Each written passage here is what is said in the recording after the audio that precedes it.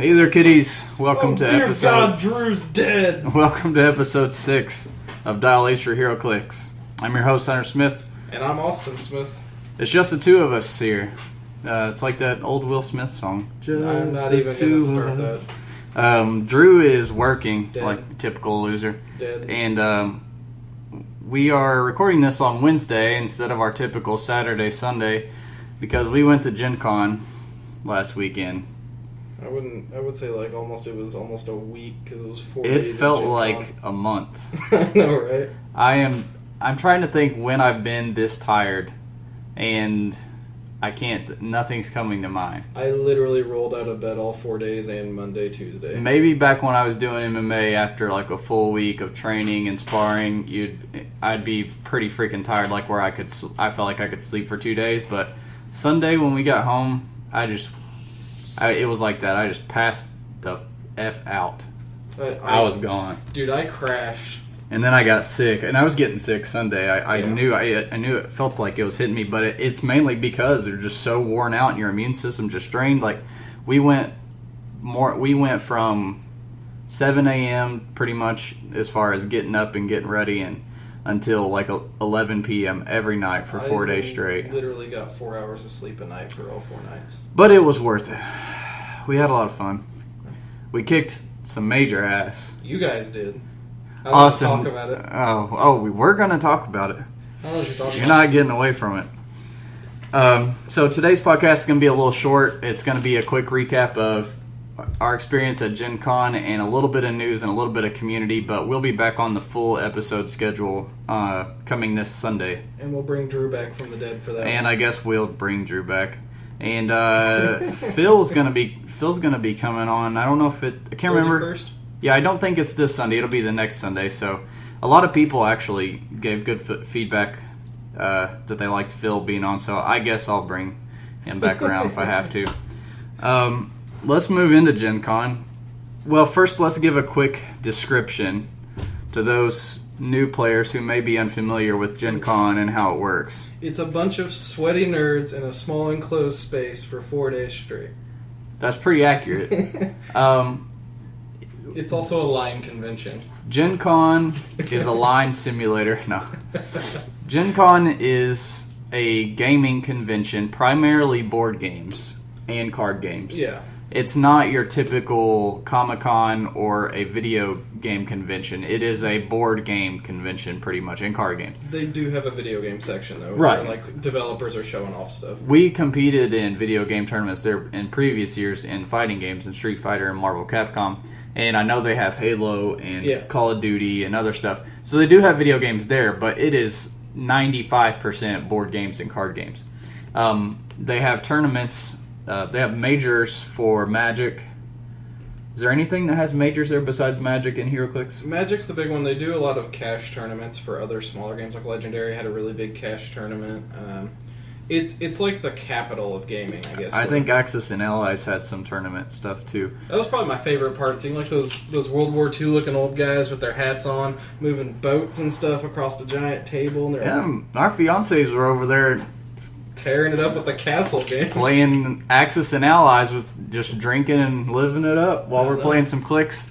But for HeroClix, Gen Con is the world championship. It's the big show. Oh, yeah. Whoever wins is declared the world champion for a full year. They hold the belt. And the main thing is they get a full factory set of the most recent set of Clix. They get a full factory set of the convention exclusives. For this year and last. But in my opinion, the biggest prize is they get to design their own HeroClix figure that will come out in a future set. Well, gee, Hunter, what would you make if you won Worlds? Well... Would you make an X-Force team base? No, actually I wouldn't. I wouldn't make any team base. In fact, I might just, instead of making a figure, I'd be like, can you just stop making team bases? Oh, I was going to say don't make an X-Force team base. But... No. Honestly, somebody asked me that a couple days ago, I think on Reddit. And I would have said Phantom X, to be quite honest. But now I don't have to, because we're getting one, and he's pretty dang good. So I think it would definitely be Hellboy then, because he needs re-clixed really bad.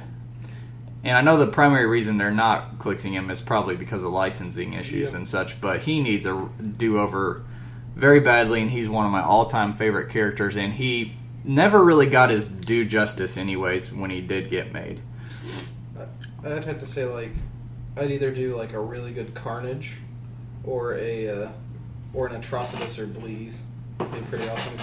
It's been a little bit since we've gotten an Atrocitus, but we've never gotten a Bleeze. Well, Bleeze is new 52. I mean, she just came out. But yeah, Bleeze is an awesome character. So that's what Gencon is for HeroClix. Now, when we were there, we did not... this year they did Worlds. Typically, they've always done Modern, 300 points. But this year they also did Golden Age, 300 points. The only difference being that in Golden you cannot use quotation mark tactics, which means you cannot use... could they even use the utility belt? Yeah. No resources, no relics, no ATAs. Essentially nothing that adds extra point. No, they could use ATAs because... Yeah, sorry, they could use ATAs. Yeah, but you can't use resources. I don't think they can use relics. I know that they could not use battlefield conditions and feats and stuff like that. So the restrictions were a little bit stricter on Golden, but this year they ran 2 separate ones with 2 separate winners that each get their own sets of the prizes, and they each get to make their own figure. We did not actually participate in Worlds. We had a group of 4, and we played in 12 Battle Royals and 6 side tournaments. It was going to be 7, but we saw a lot of team bases. We skipped Magnificent 7 because we knew it was going to be a team-based fest, and it definitely ended up being a team-based fest. One of my favorite parts of Gen Con is they're handing out the Magnificent 7 prizes, and the guy literally, like, first one in line, he's like, who won with, and you guessed it, a Justice League team base. And he went down the whole list like this. And anyone who didn't use a Justice League team base got 2 Bat Belt items, which was crazy.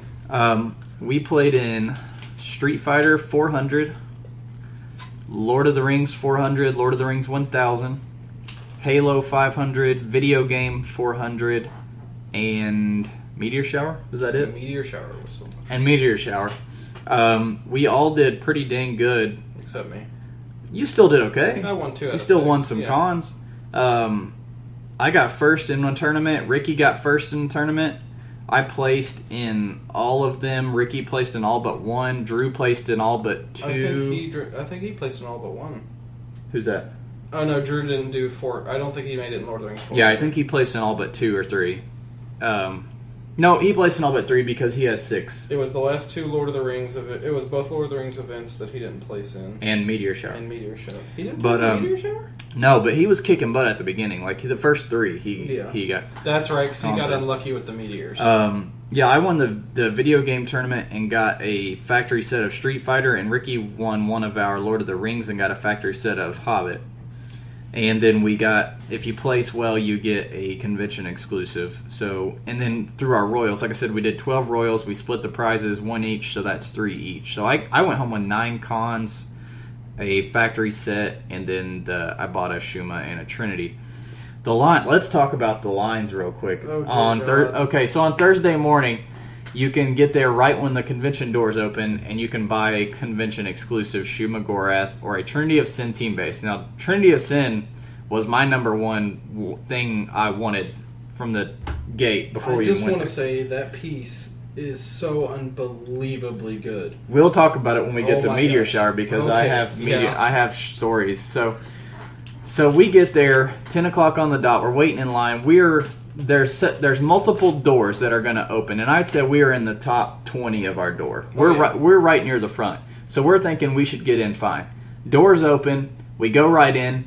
There's already like 300 people in the freaking line at WizKids, and I'm just like, how does this work? I know. Where did all these people come? I don't know where they came from. Rumor was that one of the doors opened way before it was supposed to, and that's why there were so many people in there. And that there were VIP passes. And that there were passes, but I don't know what happened. But we walked through the doors thinking we were going to be 20th, and we were like 300th. And not only that, they had 3 different employees telling people to go in 3 different lines, and we waited in line forever, and the line's just not moving. Well, here was the annoying part. They had it wrapped around their square booth, but they kept sending us to the back of the line, but the back of the line was constantly moving as more people were at it. And there were like 3 lines merging together. So it was more like it was a 3-wide crowd going around their whole booth, and more people were just jumping in the middle of it. So what we ended up doing, what I ended up doing, I lost you guys part of the way into That's because you jumped line. I jumped line by accident, kind of on purpose. But we're sitting there, and I'm sitting there merged in with the line, and this big WizKids employee guy starts cutting everyone into single file. So I kind of forced my way in to make sure I was going to get in a good spot, because I was like, this is bullcrap, dude. So I got up there, and me and TJ get up to the front of the line, and we're finally up there after waiting a good bit of time. We get up there, and to the guy in front of us, the WizKids employee goes, we're out of Trinities, but we have Shumas. And everyone in line instantly just goes berserk. Like, they were pissed. One guy walked up, and he was throwing a fit.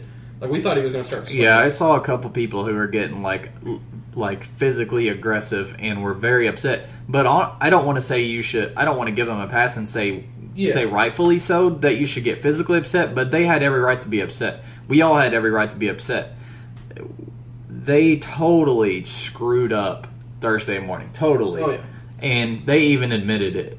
And so what they ended up doing was, they, like Austin said, they sold out right before us. So a guy came in and basically played Peacemaker, and he went back there and grabbed cases that he wasn't supposed to open yet, and they started selling more because they knew they screwed up. Yeah. And from what I heard from other people, Friday and Saturday were a lot better. As far as Saturday barely didn't Saturday, you could literally just walk right up to the register and buy. Yeah, well, I think by that point it was just Shumas. People that want it real bad already have it. You know what I mean? They've already went up there and bought it.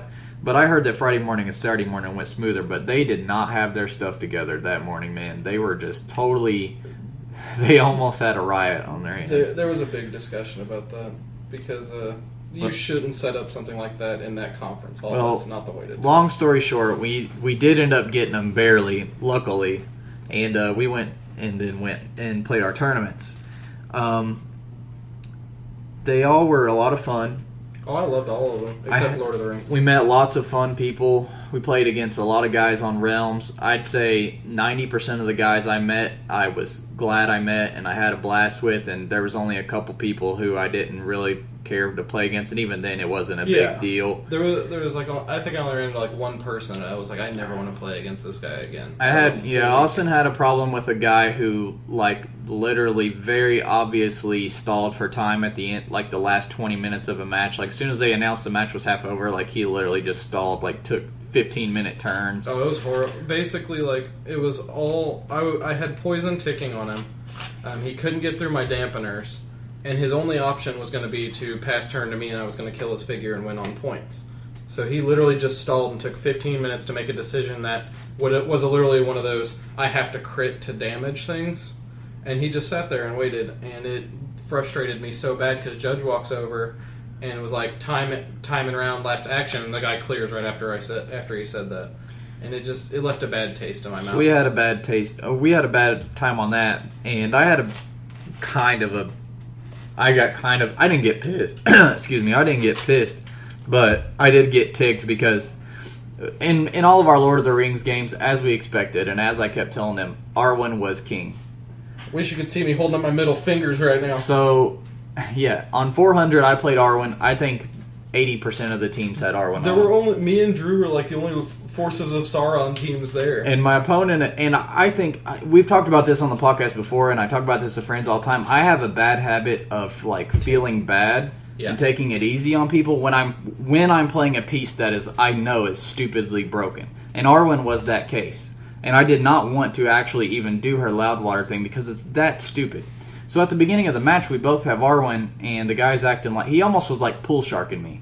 Like, he was acting like he was a new player, and he didn't know the rules of the game, almost, and like, he hadn't played forever, and he didn't know what this thing did, and that thing did, and whatever. Mm-hmm. And he's talking, and I'm just thinking, like, okay, that's fine. So I'm thinking I'm gonna go eat, you know what I mean? Like, we're gonna have a friendly match. Because, for the most part, all our matches were very friendly on our side tournaments. Yeah. Everybody was real nice.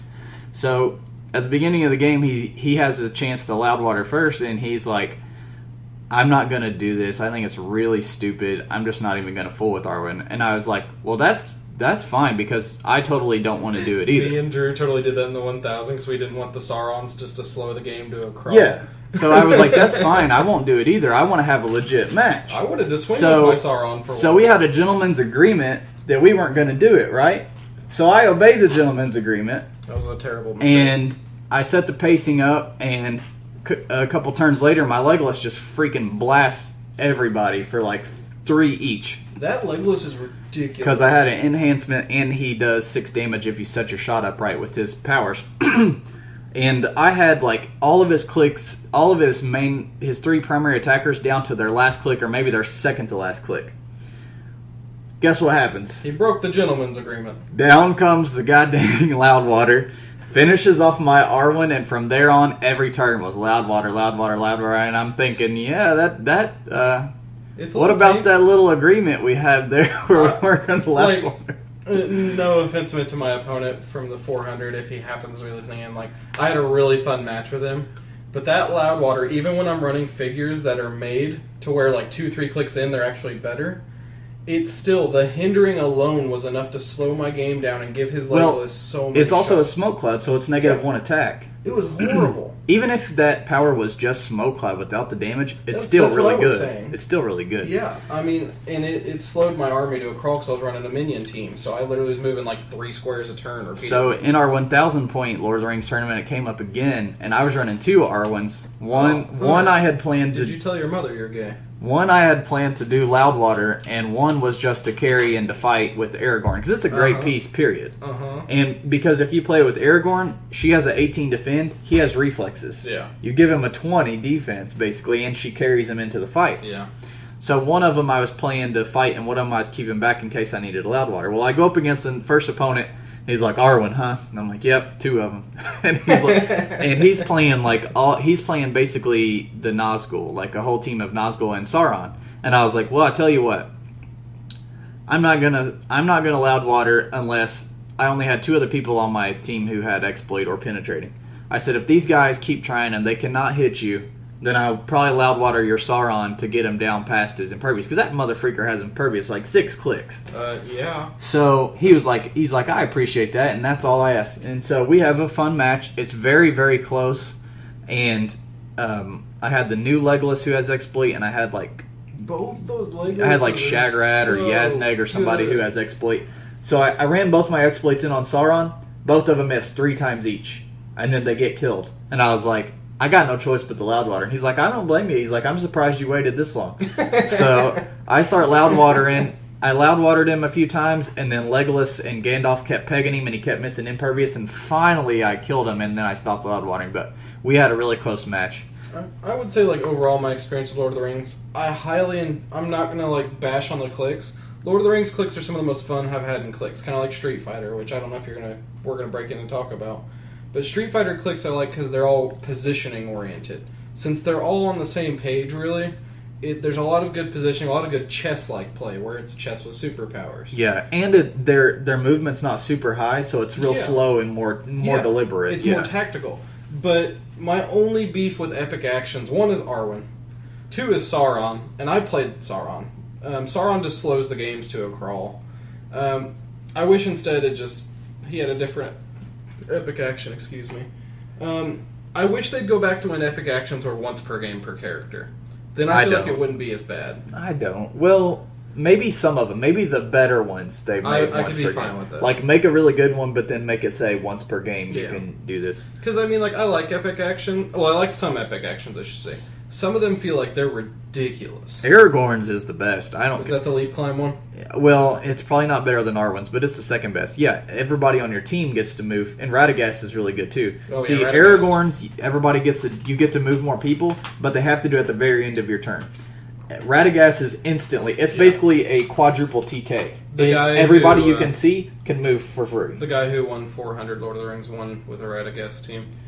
Yeah, I had up Radagast in my 1,000 point game, and he was a beast. But what was it? Oh, so Arwen in the 1,000 points. So I went 2-0, and me and Ricky were both 2-0 playing in the last games.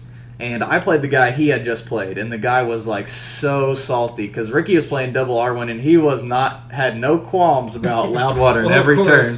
So every turn he was Loudwatering, and he saw my team, and I could already tell he was really pissed, and he wouldn't even shake Ricky's hand at the end of their match.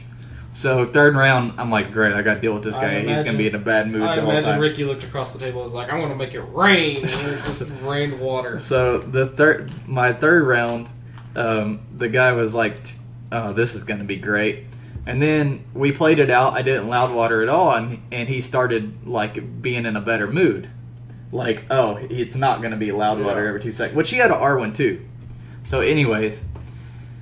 we have a real close match, but it was not a friendly game. And I have a few examples. My primary example was he would declare an attack on my Aragorn who has shape change, and he would literally say, Gimli, for example, Gimli's gonna attack Aragorn. And as soon as he said that, he'd roll his dice. And then I said, this happened twice. I said, well, I have shape change. And he would be like, well, you're supposed to declare it before I roll the dice. Like, he's literally giving me like, he knows what's going on. Yeah. It happened again. And then it happened again. And I was like, dude, you gotta let me have a mother freaking chance to say, like, yeah, you're technically right. I am supposed to say it before. But that's a game effect. Have time to say it. That's a game effect. That's like the situation of, if you have mystics, and I hit you, and you forget to say take mystics, and I realized, like, hey, I should have took mystics, but he didn't make me, so I'm not going to do it. I'm cheating. Yeah. Technically, yeah, you should have said, take your mystics, but really, I'm cheating still. Yeah. And that's basically what he's doing. You can't do that and then instantly roll the dice. Yeah. So, anyways, there was little things like that, and there was a couple other small things that kept happening. I was like, all right, well, this isn't a friendly match. He's gunning for your ass. So I brought down the freaking rain, and Arwen did it, Loudwatered a couple times towards the end of the match. But I was like, if this isn't going to be a friendly game, then screw it. I'm going to Loudwater. Should we explain what Loudwater is for the I think everybody knows. And if you don't, go to the Fellowship of the Ring set, go to Arwen and look at her epic action and realize that in a 1,000 point game, I got to place 16 markers. I played the only way to be safe from it is to play like the mountaintop maps or whatever that have like a giant weather top. Yes. That have elevating to get up on it. Yes. The problem is, if you go first and lose your first round immunity and it's their turn, they flood, and then you were really slow getting up there while they're flooding turn after turn. Honestly, if I would have just Loudwatered from the get-go against that guy, I would have won the tournament. Yeah. Because Ricky beat me on points by like 25 points. So I was like, why can't I just be a dick and just do it?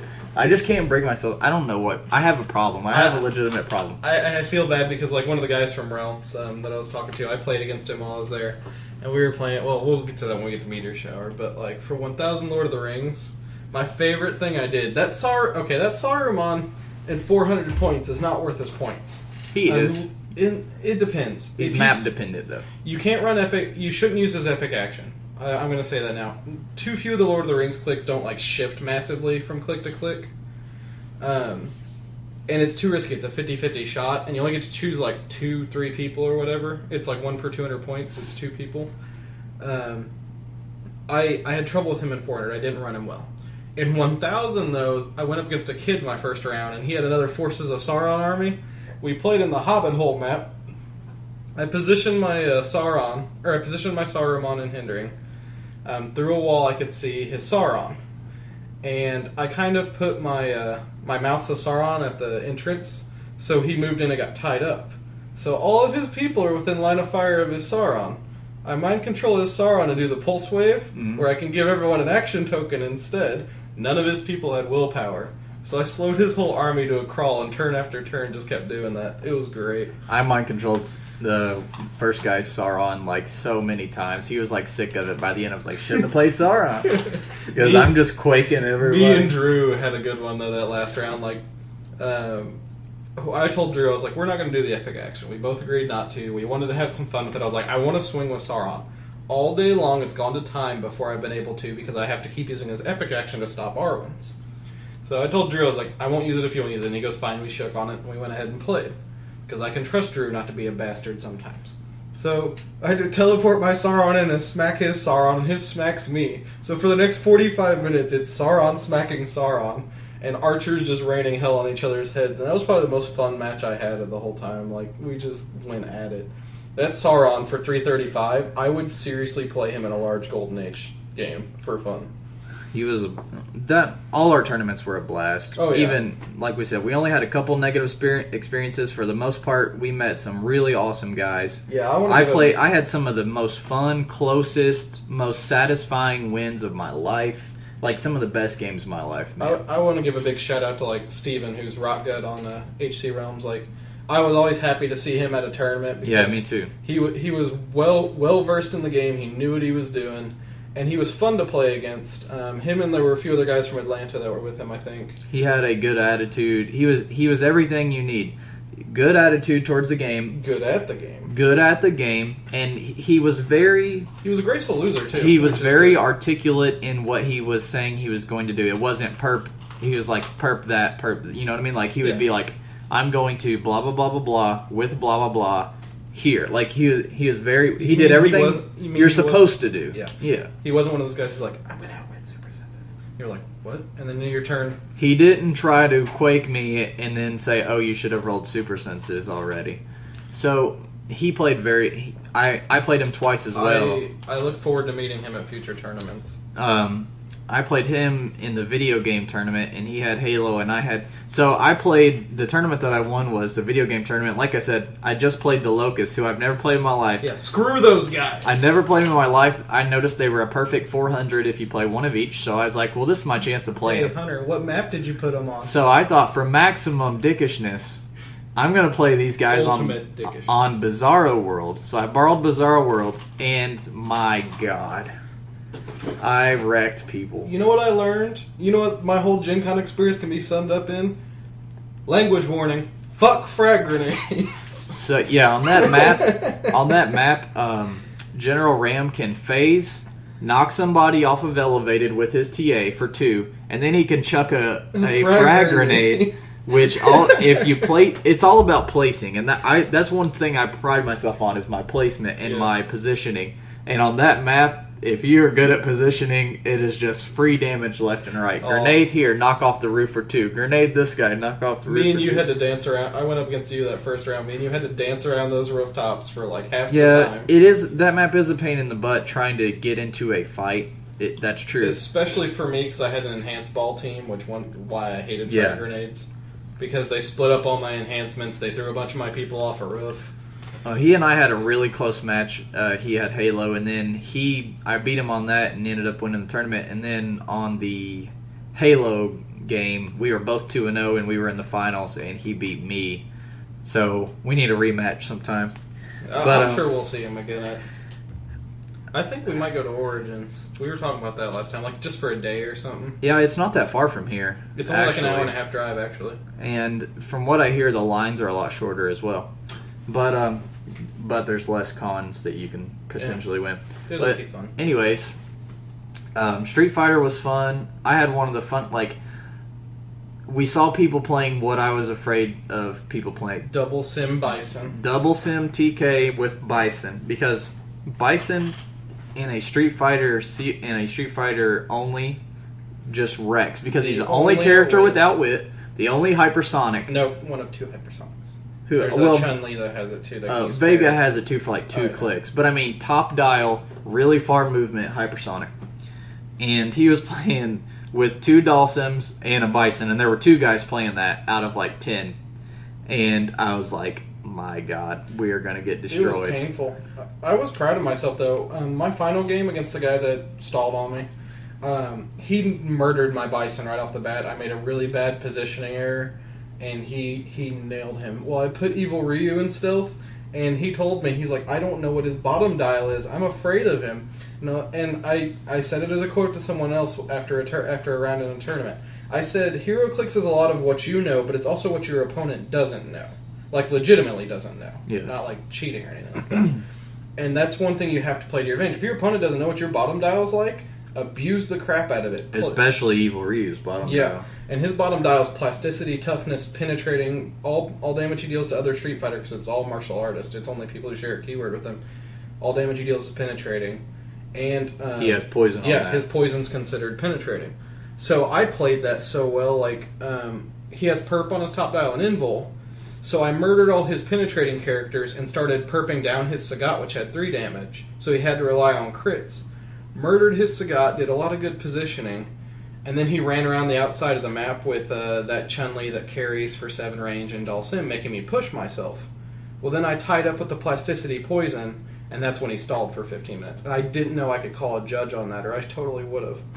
I almost won that tournament, too. I went 2-0, and I took down one of the 2 double TK Bison teams, and that was the most satisfying win, man. That was one of my most satisfying wins in my life. I went up against that team. Because I should not have stood a chance. I'm not going to lie, that team, like, everyone wants to espouse Bison. I still say Dhalsim is ridiculous for 100 points in Street Fighter only. Yeah, well, it's the combination of the 2. Especially if you get lucky. Especially with double TK, because they and TK double out. prob. So the way I ended up taking him down was just the good old just baiting and positioning, like giving him only one option to attack, because I won map roll. If I wouldn't have won map roll, I would have lost. There's no way I could have possibly taken that team down. But I won map roll. I played the Hobbit House, which I had already taken down a Bison team, not a double TK Bison team, but a Bison team on before. And I set my objects, because Bison does not fly. So if he hypersonics in, he has to stop on those objects. He can't make an attack. Plus, there's little patches of hindering. If you sit in the middle, some people at home might not know this. If you sit in the middle and somebody has the hypersonic in to hit you, like they have to go into hindering before they can hit you. If they're not a flyer and if they don't ignore hindering, they can't technically make that attack, because as soon as their movement stops, the hypersonic is over. They can't make an attack. It's not like charge or running shot. Charge and running shot say after move, the and then. This says move, make an attack during a movement. Yeah. When that movement ends, when you hit that hindering, it stops. That's why flashes aren't all that great. Would that mean plasticity technically keeps you from attacking too? Yes, plasticity stops hypersonic. I didn't know it stopped the attack. I thought it just stopped the movement. If you have to stop your movement for plasticity or for hindering, if you're not a flyer, then you do not get the attack at all. So that's a good map against Bison, and that's why I brought it. And so I won map roll. I played that map, and I basically baited him into coming after Fei Long. I baited him into coming after who I wanted him to, and I knew, because of how many squares I was counting, that when he did, he wouldn't be able to get back to his Dhalsims to be TK'd back. Yeah, that was a smart move. And then once he got over there, I saved all my resources, and I blasted him off of Hypersonic, and from there on out, it was a slow grind of a match that I eventually won. And then my last match, I lost. We played one of the closest matches I've ever had in my life, and he had 2 characters left on their last clicks, and I had Evil Ryu with 1 click left. And I finished off 1 character, and he was going to take poison the next round. So here's basically what happened. It's either he hits a 9 on my Evil Ryu and wins the game, or he misses and gets poisoned to death on next turn, and I win the game. And he hit the 9. And the game was over. And I was like, well, I mean, what are you going to do about that? So we had some of the best matches. Now, not just us. Apparently, a lot of people were having problems with judges, mainly one person that worked there in particular, and getting DQ'd over bullshit reasons. Now, I know who the person that most of these people are talking about is. Yeah. And the funny thing is, when we first got there, we didn't do tournaments. The first things we were doing were Royals. And from the get-go, when I saw this person walking around and his attitude, I was like, got the vibe from him that, like, this guy is, like, full of himself. Yeah. Like, it's one of those guys where you look at him and you think, oh, he thinks he's Billy Badass. Like, I'm the one in charge here. Like, just the way, like, not even knowing him or not even hearing him say anything yet, you just got that vibe from the dude. Well, my first interaction with him, first let me say, overall, for the most part, our tournaments, our judges during the side tournaments were great. I would like to give a massive shout out when we do this to Harpua, Vlad, and Leonon. All three of them were judges for some of our side events, or they were like temporary judges or stuff. Every one of them did an amazing job. They had to run multiple events at the same time. There were times I saw Harpua running between a Super Booster and I think it was Halo back and forth, and it was just crazy. Well, there was a problem during when we did our Halo tournament. I think it was Vlad. Who's the guy with the glasses, right? Yes. He was our judge, but he was also supposed to be running like two others, watching Royals and running another like Star Trek or something like that. So I had an opponent who didn't know the rules that well, to be quite frank, but he really thought he knew the rules that well. Like, he just argued with me over and over. Yeah, like, he was very sure of himself. Well, what happened was we were playing video games. I had Gears of War. He had Halo. And he kept throwing grenades while I had him based. And not only that, he was throwing them at people that, not even the guy that was basing him. He was throwing at my General Ram. So I was like, you can't throw a grenade while you're based. And he's like, yeah, you can, because when you throw it, you get sharpshooter. And I'm thinking, well, even if that was the case, you would still only be able to throw it against my person who's basing you, not against somebody else. But we argued about it for a while, and I'm like, dude, I'm a judge at one venue, and I help out at two others. Like I know what I'm talking about. We play these Clix a lot. Yeah, and I was like, I play video game. I actually play Hobbit or Lord of the Rings and video game Clix more than the average person. Like this side, and Street Fighter and the side stuff. I was like, I know I'm right about this, but the judge is nowhere in sight because he was off helping somebody, helping another tournament. So I was like, screw it, let's just play it out. It didn't look like it was going to be that big a deal. But throughout the course of the game, he just kept doing it more and more, and it started affecting because otherwise my General Ram would have never gotten touched. Yeah. So then something comes up later where he has a guy who has invul and I don't have a way around it. Well, General Ram has an ink grenade. So I go to throw an ink grenade at the character, and I say that's going to do 1 penetrating damage to the character, then it's going to put down a marker, and the next turn, if you're still there when the marker's removed, it's going to do another penetrating damage. And the opponent tries to tell me that it does not do 1 penetrating damage when the grenade hits, it just puts a marker down. And he's like, you got to roll and see if it hits, and then put a marker down, and then if I'm there, I take 1 penetrating. And I'm like, no, you're wrong. And I'm like, look right here. I'm like, look right here on the card where it says frag grenade 2 damage, and then it explains that it does, like frag says, 2 damage. Deal an additional 1 to the target. All others are knocked back. That's all frag says. Ink grenade says 1 penetrating damage, and then it says place a hindering terrain marker. If they're still there on the next turn, they take another 1. They take 1 penetrating damage. Yeah. And he's like, all it says to do is put the marker down, and then they take 1. I'm like, but look at this parentheses here after the ink grenade where it says 1 penetrating damage.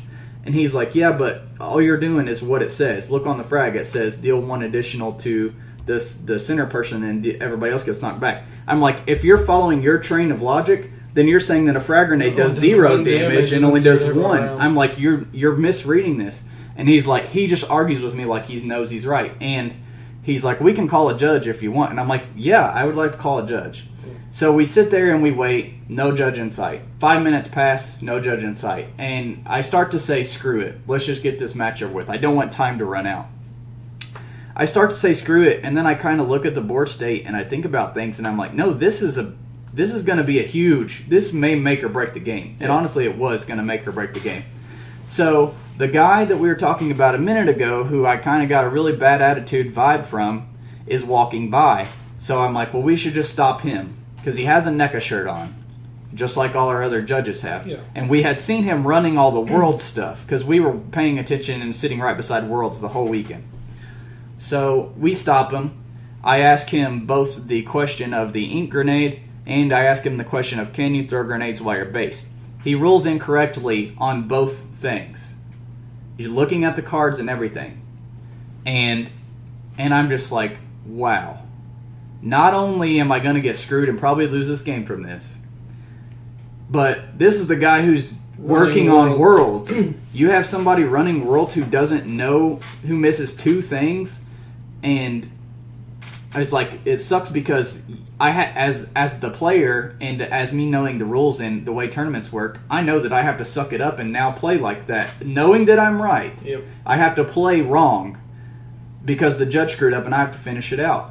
Well, I tried not to let it. I started to like get really upset, but I was like, you know what? Just stay focused, finish your match, and then afterwards go to Vlad and ask him, and so that if it comes up, because that was only second round, so that if it comes up, nobody else can pull this shit on you. Yeah. So I play it out and I squeak out one of the closest games, and you know what? After that game, that was the most. I was the happiest after that game than I've ever been after any game of Clix. I was like, you played at a major deficit, Hunter. And you still kicked his ass. Someone chopped off your leg and you won that marathon. Like, you still pulled that out just by staying focused and playing a really hard-fought match, and you still won. You should be, like, don't be so upset over the rule, you know, whatever. So I go to Vlad, and he's like, I think you're right, but let's get, what's-his-face over here to double-check. So Arpua comes over there, and he looks at it, and he's like, yeah, you're right. What's the problem? And I'm like, I know. There is no problem. Like, I know. The problem isn't that I don't know if I'm right or not. The problem is this guy doesn't know that I'm right. And I was like, if this comes up, you know, in future games, then then just so you know, this is, you know, how it goes. And so guess who Ricky played the next round? It was that dude. And I had told Ricky before the round started, I said, he's going to try to throw grenades while you're base. Don't let him, and call the judge over, because now the judge knows. Yeah. And the judge was actually around right then. And sure enough, at the beginning of the match, he tried to do it, and Ricky called the judge over, and the judge said, no, you can't do it. And the guy was like, oh, really? So that was an experience that sticks out a lot in my mind. But I got to say, our judges, our judges, Harpua and Vlad, were excellent. Yeah. And then, and on our last meteor shower game... Oh my gosh, I loved our meteor shower judges. I had another problem come up. It was laying on. Okay. So, we're playing meteor shower, and it's funny because we were all planning on playing Ghost Rider teams, because we thought we were going to see all team bases, right? And Austin has his Villains for Hire team, which is basically also... screwed, son. It's also an anti-team based team. We were all playing no ATAs and no team base. Yeah, so we're all playing anti-team based teams. Well, the night before, this was on the last day. It was going to be our last tournament. We had already kicked butt. We had won all kinds of prizes, and we were like, you know what? Except me, I'd only won one. We were like, you know what? Let's go out playing fun teams. And that's what you nerds said. Everybody was like, am I going to have the balls to actually change my team? Blah, blah, blah. So Drew changes his team to Chaos King with a gauntlet. Drew's a madman. Ricky changes his team to Brother Voodoo and the Iron Man anti-resource one, and a couple Scarlet Witches, I think. It was still a really good team. I think he had a Ghost Rider on there. I thought he did. I don't think he did. Oh, well. I think it was an Avengers team. I think it was Avengers keyword. Might have been. So he changed to that team, and then I changed to... I play Gotham City a lot, especially when I play meta. And I played 2 cop cars, 2 SOG officers, and Lieutenant Gordon and Dark Knight Rises Marquee Batman with the belt, with all of them with the GCPD ATA. And I built this team the night before, laying on my bed at like 1 in the morning. And I'm reading on my phone on the Batman, and on my phone program, it says, when you build on Batman's card, which is DKR 100 if you want to look at it, it says when you build your force, if anyone named Gordon is on your team as well, Batman gets the police keyword and team ability, and Gordon gets the Batman ally team ability. Well, apparently on the card on Batman, it says when you reveal your force. Now, if you're not familiar with how these things work, if you want to pay for an ATA, the character needs to possess that keyword when you build your force, not when you reveal. And that's the same way it will go for theme teams. If I was trying to... I was also trying to get a... Let's say I wanted a police theme, and I had a Gotham City theme on this team. Yeah. But let's say that for some reason I had to make a police team. If that Batman needs police keyword, then that power needs to say when I build. If it says when I reveal, it's going to break my theme team. I would like to point out this actually happened in a split. So if you see a card that says either of these, your best bet's go double check the errata and see what they locked in on it. This happened in a split because of the Nightwing and Gandalf. Both used to be a certain way.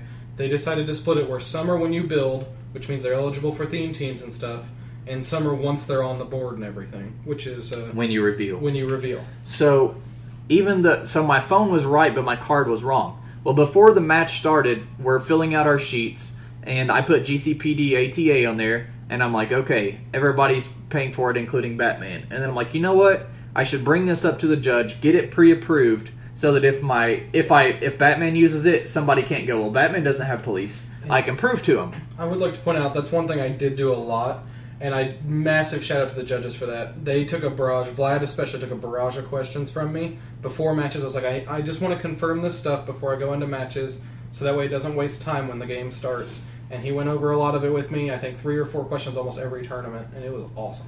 So I'm like, well, I better get this pre-approved. So I call Lanen over, who that was the first time we'd had him for anything because he had been working on Worlds the whole weekend. And I was like, I have these characters. I want to pay for the ATA. I know this works. I just want to get it, I just want to get your confirmation that I'm doing this right before it starts in case it comes up. Yeah. And he looks at the cards and he goes, I don't think you can. And he hands them back to me. And I was like, but why not? And he's like, it says when you reveal. And I read Batman's card and I'm like, son of a gun. It really, on the card it says when you reveal. So I was all bummed. I was like, well, I shouldn't have trusted my phone. It's my own fault. I shouldn't have trusted my phone. I should have looked at the card. Yeah. So I'm all bummed out. I'm like, oh, well, I'll still have fun and play, but I really needed that ATA on Batman with my tactics of what my team was going to do. You were going to get rocked by me. So I go about my business and I fill out my sheet. Well, apparently Lanen had walked over, found a book that had all the erratas in it, looked up that figure, and comes over to me and he says, you know what, that Batman has been errated. You can actually use that if you want. Is that not an example of a good judge? That is the perfect judge. He went out of his way to look something up for me that he absolutely did not have to do. I didn't ask him to do it. He didn't have to do any of that. And he went over and did that out of his own free will, and it actually made a major difference because I came literally as close to winning the tournament as you possibly can come. So we thought we were going to see a bunch of team bases all weekend. Not only did we really not see any in Worlds, outside of Magnificent 7. The only Worlds team bases I saw really were Villains for Hire. And that was to try to score high to get through qualifiers. Right. Like, literally, I don't think I saw maybe more than one Justice League team base on anybody's team on Modern or Worlds, which shocked me. Okay, so each table has 8 to 10 people for Worlds or whatever. Looking down the rows, that is, I mean. Yeah. I probably saw maybe 1, maybe 2 at most per table, and there were tables, as far as you can see. It was and they were mostly Villains for Hire. Yeah, it was 1 in 10 running Villains. I think I saw maybe 2 Justice Leagues the entire time from Worlds. So it's not that Justice League that got its butt kicked. Nobody even brought Justice League to the table. They all brought Ghost Rider teams and there was for the most part. There was some interesting tech that showed up too. Yeah, we're going to get into the Worlds and the top placings and everything. So Batman team. The problem was Trinity of Sin was allowed in this thing. I don't know what you're talking about. That team wasn't ridiculous. We start looking at everybody's teams, and we see 5 Trinity of Sin teams. Some of them at out of 10 of us. Yeah, some of them at full points, and some of them at 300 because it was a 400-point match. Well, my first round, I face a 400-point, a full 400 Trinity of Sin. We have a close match, and at the very end, I have my Batman with Flurry. He has a Trinity of Sin team base that's almost dead, and I have a half-alive Lieutenant Gordon. Well, if you're not familiar with the Trinity of Sin team base, the freaking thing makes you take double mystics every time you hit it. The thing it has all members attached. It always has all members attached. The thing is retarded. It's almost as good as Justice League, to be quite honest, after looking at it and after playing against it in 2 rounds. So, my Batman kills himself, killing the team base. Luckily, I had a Lieutenant Gordon with 2 clicks of life left, because if I didn't, then we would have drawn. Actually, I think I would have won because he had a 400-point team and I had a 380, 90 something. That makes me laugh really hard at what happened in my first game, because I was playing Villains for Hire, Black Lightning with Outsiders, Aldrich Killian to cancel ATAs, Belt on Black Lightning, and you had Constantine. So I move up, he teleports his Trinity of Sin over, and we just get in a slugfest. He kills Black Lightning immediately because he doesn't want to deal with Outsiders stopping his perp or whatever. Yep. Then he kills Constantine first, I'm sorry, because he wants to be able to prob. Then he kills Black Lightning, and then he shoots Aldrich Killian once. And at this point he thinks, I'm going to have to kill this team base with I'm going to have to use my next 3 attacks on the team base. knocks me down to Villains for Hire's last, their last click. Their last click is a 5 exploit, 12 attack. Trinity of Sin was my target, my mark, and I had Deathstroke showing, so I get +1 attack, +1 damage. And I was 200 points, which means I got 2 actions. So I took 2 exploit swings for 5 at him, killed Trinity of Sin, but killed myself on their Mystics. Aldrich Killian had 1 click left with a measly 14 or 15 defense over there, and I won. But had we drawn, I would have won anyway. Because you get extra points. I got 800 points for killing. Yeah, so Austin and I played each other's second match, and Constantine punched a car to death, and I just mowed him over. Bullshit. And then the third round comes up, and it's just me and one other guy 3-0, and his team was way worse than 400 point Trinity of Sin. It was 300 point Trinity of Sin with Batmite and Madam Web. And Batmite has the utility belt. So what he proceeded to do was go full across the map, mind control my team, and then make them run over Batman. And then, because he can't mind control Batman because I had Suit of Sorrow. I'm sorry, but the image of a bunch of cop cars all of a sudden turning and running over Batman is the funniest damn thing. So that's not the stupid thing about why this team was by far the dumbest team in the tournament. Not only does he get to move full map, because every freaking team base can do that, but he gets to mind control, and then he gets a Psychic Blast shot, and then he moves Batmite in his starting area 1 square over, and gets to teleport the freaking thing back to his starting area, because Batmite plus team base equals breaking the game. Okay? It wasn't even fun. It was a fun match because of how close it ended up being, but it was the most lamest freaking strategy ever. Teleport your whole team across the map, and then bring them right back to your starting area. Had I known that we were going to see had I known there was going to be a Batmite played, I would have probably packed the Thunderbolt Ross that airstrikes. Since his attack doesn't target, you can still hit Batmite if he encaps you. And I would have just airstriked the freaking moron and made him come to me. Halfway through the game, I'm getting butt kicked because meteors literally hit cop cars every single time they got called. This one cop car on me and Austin's match and my third match, it got hit by every single meteor in the game. I'm not even joking. Now, I'm not gonna lie. My last match, my favorite part, and once again, shout out to the judge whose name I don't know, yells, "Mars exploded!" 2 minutes after the match started. Right when he said go, yeah, he's like, meteor, and I'm like, what the? I moved my pieces up, and the other guy had just moved he passed turn to me first, and I moved up. And he called the meteors. Well, he was running 250-point switches, and if they take a click, they lose their prob perp. Well, 2 meteors happened to land where they both took 1 damage, and so he lost his prob perp on both of them on turn 1. And it was just great. That was a fun. And he was calling meteors he didn't even care that last round. He's like, you get a meteor, and you get a meteor, and you get a meteor. So I wanted to give up halfway through that match, and then I was almost I want to go for points. And my opponent was yeah, you should go for points. And I started to go after Trinity of Sin. He's like, what are you doing? I thought you were going after points. So I was like, well, I'm not giving up. I'm going to hold out because Batman was still alive. Mm-hmm. And I still had 1 cruiser left. He had killed Gordon and the other cruiser. So through some good positioning, I managed to tie down Batmite in the team base in 1 cop car swing, because cop car has plasticity. Yeah. And he can't do that whole bullcrap thing whenever it's tied down with plasticity. Did you tie that Downs kid to the bumper and drive him all over Gotham? Yeah, exactly. So he's like, what are you... I started playing just slowly playing it out, and I started almost winning. And he's like, what are you doing? I thought you were going after points. I'm like, no, I'm going to try to win this. So let me tell you why Trinity of Sin is especially stupid. I get the thing down to its last click 3 separate occasions, and the thing has prob control with regen, and he has prob on Batmite as well. Oh, really? And you take 2 mystics every time you hit it.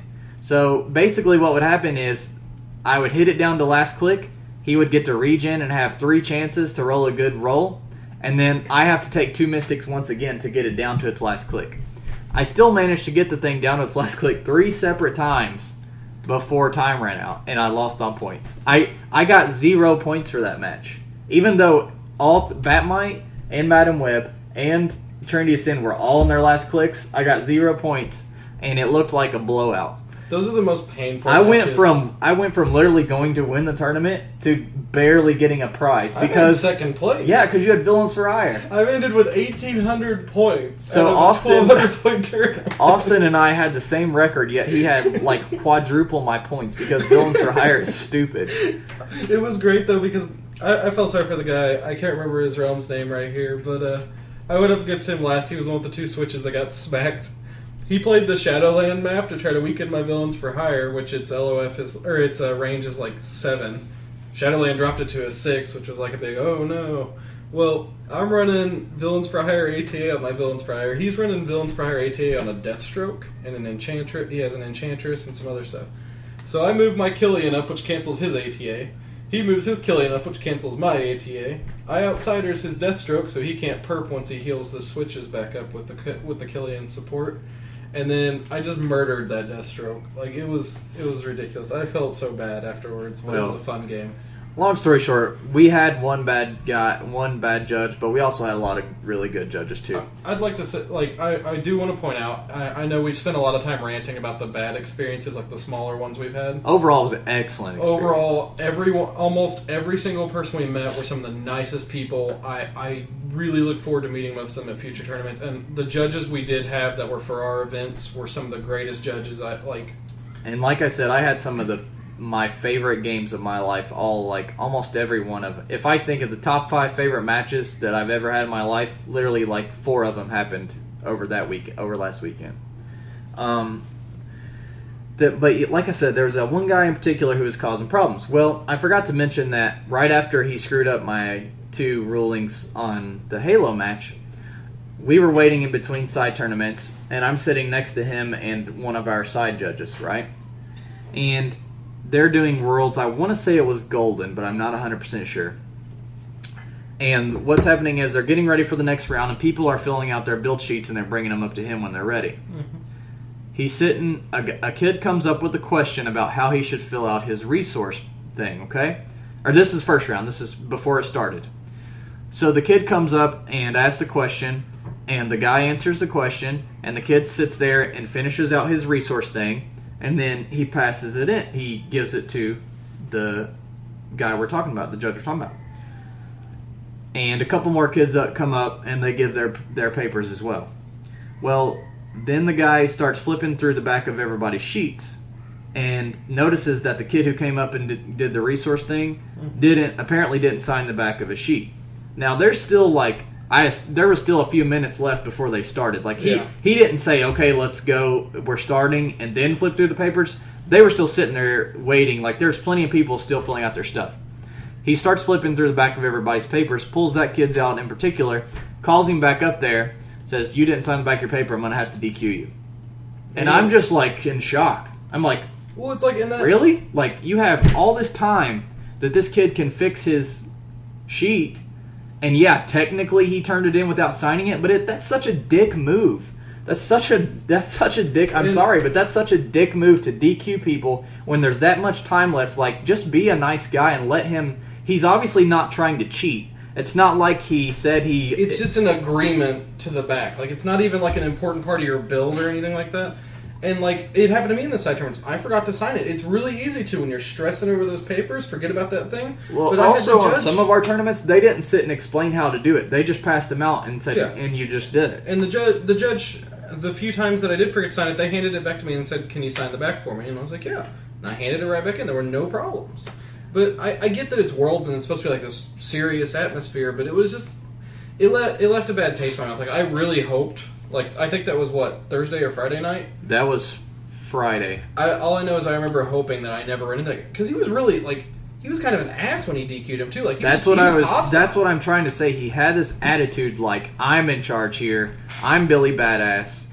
You know what I mean? Like, he had, even before we even, had any interaction with him, I got that vibe from him. Well, there was another instance. Now, this has nothing to do with that guy in particular. But for one, there was an instance where a guy had a D6 that he was hiding that had 4, 5, and 6 twice on it. It was all 4s, 5s, and 6s.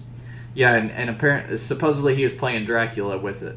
And he was using that dice when he needed to roll regen and super senses.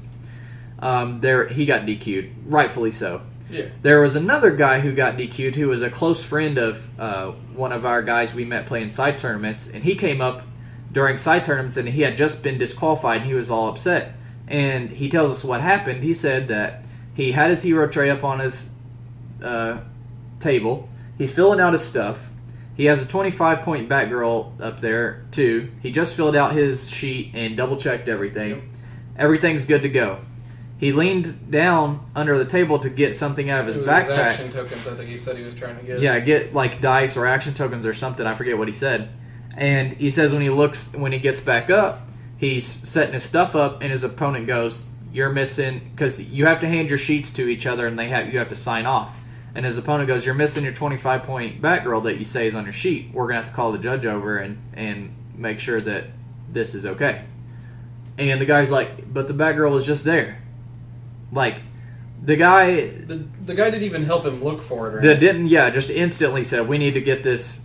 We need to call the judge over right now. Like, so it seemed pretty shady. He thinks that the guy stole his piece and then immediately said, let's call the judge over. So that was another shady myth. Like, if that was just a rumor, I wouldn't have said anything. But that kid literally came over right when it happened, and we had seen where he was sitting. And he went on to win Worlds. He was right beside us. Yeah, so that guy apparently ended up winning Golden Age Worlds. Golden Worlds. Karma. So shout outs to him. But apparently, we get back and we look on Realms, and a lot of other people had similar issues with this one NECA WizKids employee in particular that we were talking about, with this DQing over stupid petty shit that could have easily been fixed with ample time to fix it, and in instances where you're obviously not trying to cheat and you're calling somebody over ahead of time to ask them a question or show them something, and then you're getting DQ'd over it because you incorrectly filled out a sheet. Like, don't be that Nazi-ish about this crap. There was a situation that came up at one point where during the Super Booster tournament, I think someone ended up with, they ended up being 100 points lower on their team base that they were playing it at, and their opponent signed off on it, actually. And they went and played, and after it was done, they all signed and everything, and there was a big argument about it because... Technically, they should have all been disqualified. Technically, they both should have been disqualified, yeah. Everyone who approved, or the guy who approved it, but since it was post-game, they'd already played it out, it's over now. You can't really report that.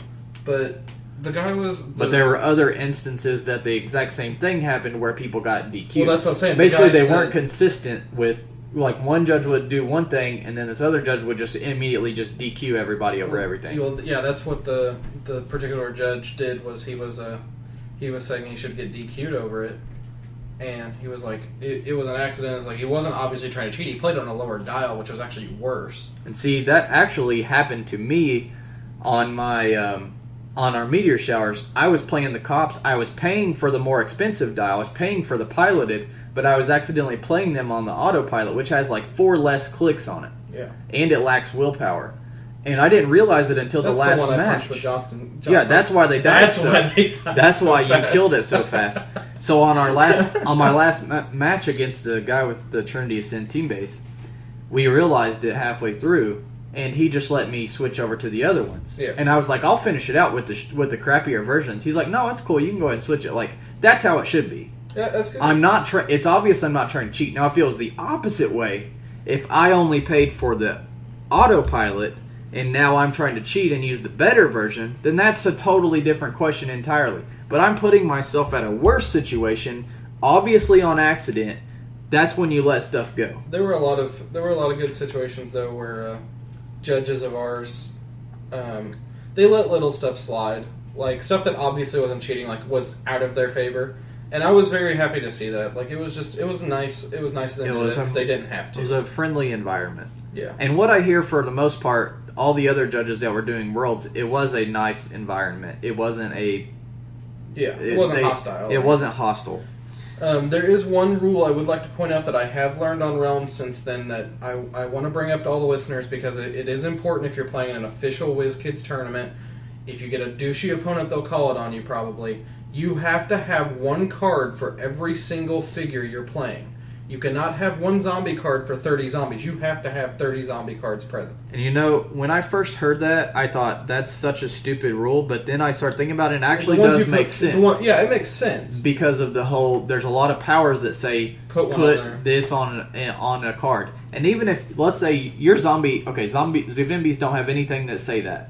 But there are some figures there's ones that put fire tokens and that put tokens on your card. And if I'm there's that Joker out of the Gotham City strategy game that puts tokens on people's cards. If I'm playing him and you have multiple zombies and they swarm that Joker, then I need to be able to put a token on each of their cards. Like, it makes sense. Here's the point. How do you know which of those cards is to which zombie? I would rather mark the bases personally. Like, put the token on the base of the zombie. Well, that's a problem with that's game mechanics entirely, but that rule does make sense. Yeah, it makes sense. It's just one of those. I want to make sure the listeners know that because I didn't. I'm glad it didn't happen for me because I had only one cruiser card. I had one cruiser card and one officer card. When I ran my 5 orc archers and the Lord of the Rings stuff, I only had one orc archer card because I didn't think I needed 4 more. So that's one important thing. Start doing it at your local venues just to get used to it. Yeah. Because certain opponents will call it on you, and there's a lot of, I hate to say it, there are people that literally will look for reasons to take anything any advantage. Leg up on you. Personally, I don't like to win like that. Like, it feels like you didn't win. It feels I would like to win legitimately. But anyways, so one of my favorite players, George Masu, who's a multiple winner, and he pretty much always places top 8 regardless, whether it's here or whether it's Gencon or Origins or whatever. He was playing in Golden. I finally saw the team he was playing. It was Elixir, like I thought it was. Yeah, I saw that too. Did you see his team? Yeah, it's... Alright, so we're going to real quick go through the top teams for Golden Age and for Modern Age, just for those who are interested in what Hunter, that placed Golden Final one looks a little familiar. So the Golden Final is actually a team that I probably would have played. It's the guy who won is 3 cruisers, 2 GCPD 20-point officers, which are really older ones. But they are the cheapest ones that you can get all the buffs from the cruiser. Yeah. Right now in Modern, the cheapest one is the SOG officer, the ones that I was using.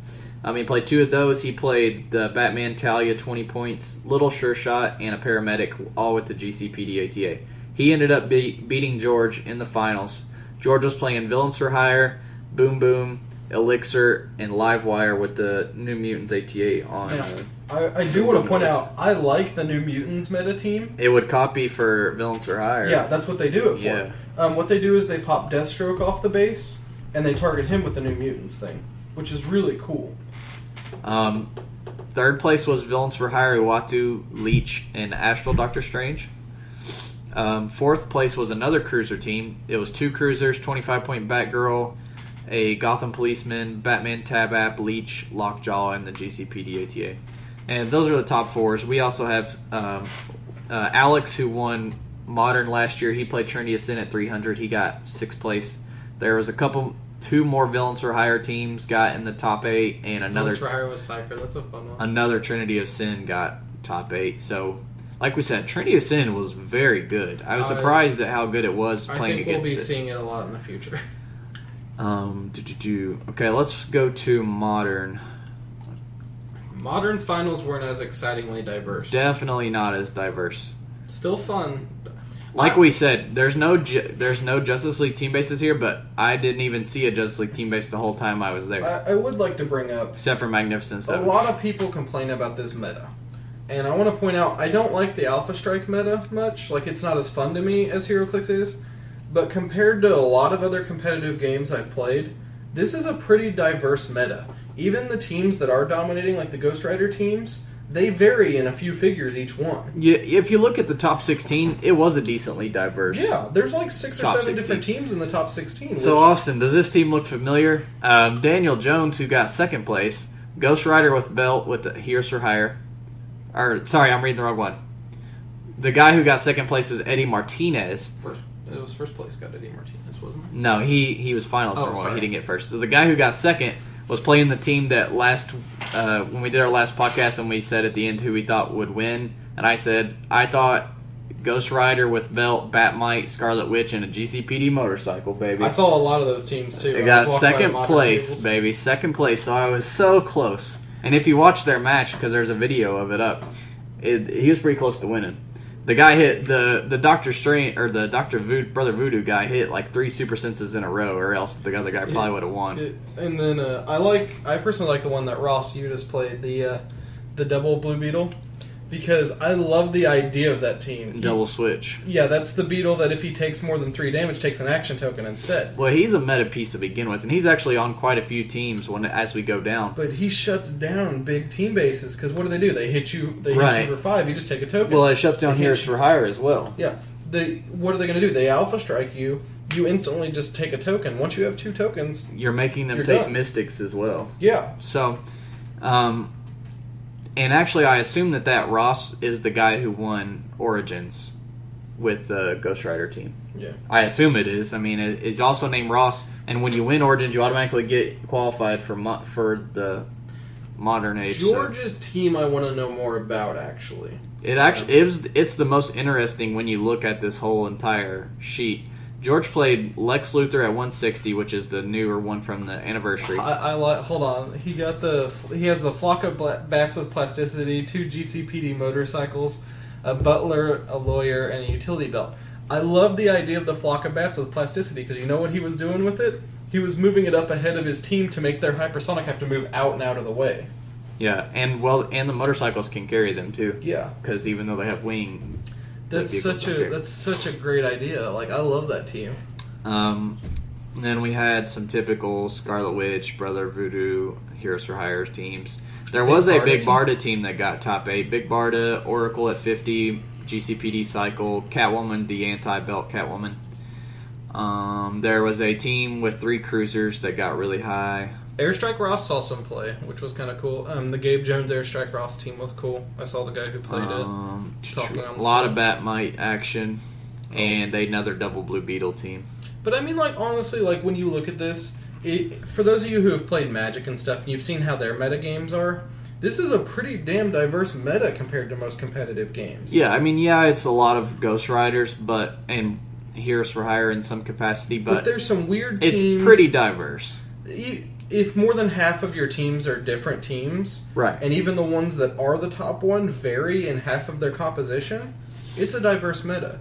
And although you guys may not like how the Alpha Strike plays, I mean, I don't like how it plays. I don't mind Alpha Strike. I don't mind it. I do mind it being as good as it is. Yeah, I agree. But even then, it's a meta game. People are going to find the thing. And the thing about metagames is there's always a solution to the metagame. Something else is going to come in, whether WizKids introduces it or not, that stops Ghost Rider, and it'll be the new meta thing. And that's how metagames work. They're constantly changing and evolving. Even when they're solved, there's a solution to that solution. We hope. It takes a lot for a meta to get solidified, though. The rumors are that the guy who won Golden wants to make Dexstar, which is an awesome choice. If you don't know who that is, vice versa, I think. No, I thought the modern. Or did I say it backwards? The modern guy wants. The modern guy supposedly wants to make Dexstar, which I commend you on because Dexstar is a freaking awesome character. Oh my gosh! I'm so happy with that. I'm wearing my Red Lantern shirt right now. Yeah, he is. We've already talked about how the rest of the lanterns need Clix like Bleeze and Dexstar, and actually all the Red Lantern Corps needs Clix. Dude, I want a Ratchet. I would totally make Ratchet if I won Worlds. Rumor is that the guy who won Golden wants to do a Harley Quinn, really, as he quoted, a really annoying support Harley Quinn. Which I don't know how I feel about that. I think we've gotten a lot of Harley Quinns, and with the Arkham set coming, we're gonna get another one. Yeah, but oh well. Yeah, he won. He can pick whatever the hell he wants. Yeah. Yeah, I mean, we can't say much. We didn't win. And he got DQ'd from Modern, so, I mean... But like we said, overall, we had an excellent time. We got the majority of... Like, most of us got all the con exclusives. I'm sorry. Thanks for leaving. Most of us. When we were... I was trying not to specify you. No, Thursday night, these assholes, the whole way home, drilled me because I lost both my first tournaments and didn't place top 50%. Thursday and Friday we kicked butt. I won a tournament. I had like one of each. Ricky had one, had gotten a con in each, and Drew had gotten a con in each, and Austin had 0. And so I'm sitting in rubbing it in so hard. hard. Sitting in the SUV the whole drive home, and I'm just dead silent, and they're all, and Drew's like, I'm up all night to get cons. I'm up all night to Drew's get like, cons. hey Austin, how many cons did you win tonight? Oh yeah, none. And I'm like, Drew, I swear I'm going to throw you out this truck if you don't shut up. Anyways, we had a great experience. We also got to go to the WizKids booth and see some figures that are coming out. I'm sure by now everybody has seen them. And a nice little teaser for the upcoming event. Yeah, so apparently it's not going to be a DC event next, which sucks. It's going to be Avengers versus X-Men, which I don't mind. I would like to bring up, though, it could be possible they'll run 2 OP kits at once. I think it'd be a little crazy if they did. I don't think they should. I don't think they should either, but it is possible. We saw new sculpts for Dota 2. Those sculpts were awesome. Gosh. Man, the sculpts are ridiculous for that set. And then we have friends of ours who, like, they're not even into Clix, and they saw those sculpts, they're like, oh, shit. Yeah, we got a couple friends who are big into Dota. Drew's big Dota lanyard. We saw sculpts for the Batman 66 set. We probably saw everybody who's going to be in every that villain set. was there. And I got to say, those sculpts are pretty good, too. We saw a lot of Iron Man stuff. We saw Death's Head, who looks sick. That is an awesome Oh my goodness! I like the Absorbing Man Titania duo though. Yeah, we saw that. That is a really good sculpt. We did see Puck, and he is tiny, you guys. He is tiny. He's barely bigger than the Wasp from Chaos War. There was a Melter hiding underneath the card too. Did you see him? The little card. This is Invincible Iron Man's like a little tent, and if you look over from the side, there's a Melter standing underneath it. Oh, it's great. We saw a lot of Iron Man stuff. We saw all the rest. Hammer drones. Hammer drones. Yeah. We saw all the rest of the hammers for Fear itself. They look pretty badass, especially the Grey Goth one that with the chain wrapped around it. Oh my gosh, that Serpent Colossal! We saw the Serpent. I'm gonna stab someone in our parking lot for that thing. I feel like there was something big we saw that we're forgetting. Oh, they have dice and poker chips for Avengers and X-Men.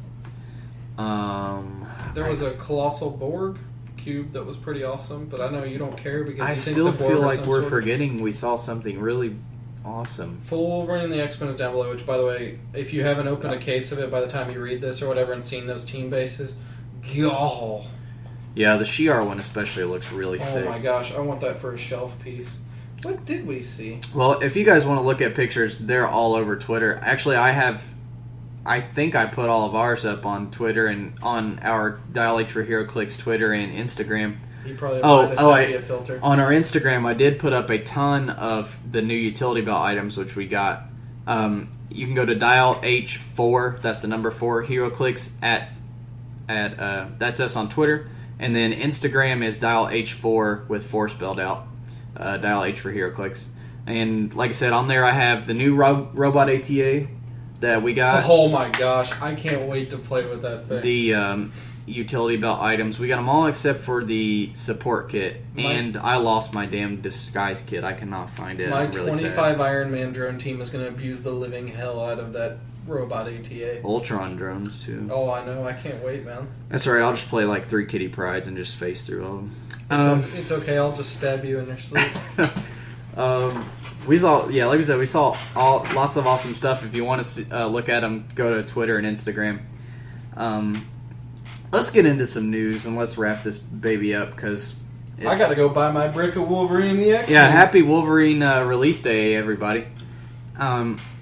Let's start with Professor X and Magneto duo, which is so sick.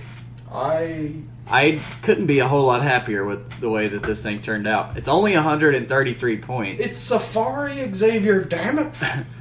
Their trait is during your first turn and for the rest of the game, other friendly characters that possess either Brotherhood or X-Men keyword or TA also possess the Brotherhood mutants and X-Men keywords and TA. Now, that's not going to let you get a theme team. Because it's during the first turn of the game. Because it's during the first turn.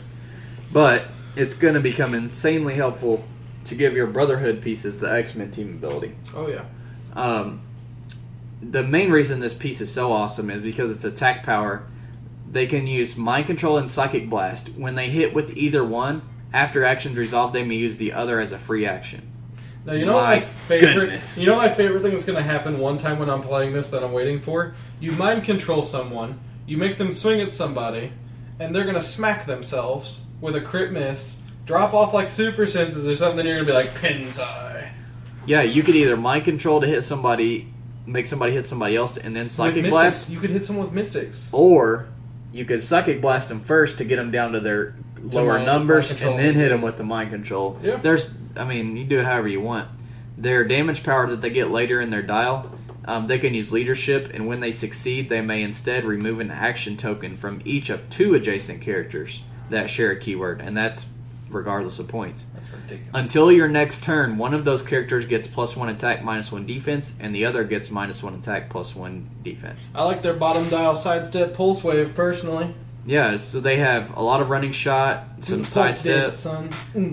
They have super senses, barrier, energy shield, outwits, that special leadership, and the pulse wave. It's 8 clicks long for only 133 points, 7 range. I love it. Honestly, I'm kind of sad because I really wanted an Exodus like Magneto New Acolytes figure that was like this, but I still love this figure. There's some fun team builds, especially at larger point games you could do with it. I'm really looking forward to it. Also really sick is the Brotherhood of Mutants team base, which by now a few of you may have this puppy in your hands. Actually, I think Ricky, didn't he say he pulled it? He just pulled it. It only has Toad, Scarlet Witch, Quicksilver, and Magneto. That's all it needs, brother. So it's a 2x2. Its trait is when a team member other than Magneto is on a solo adventure adjacent, it can use willpower. That's kind of The attack power, they can use Psychic Blast and Pulse Wave. Once per turn, you can force an opponent to re-roll their imperv, shape change, or super senses. Now that's freaking sick. Son, I think that's amazing. That's sick.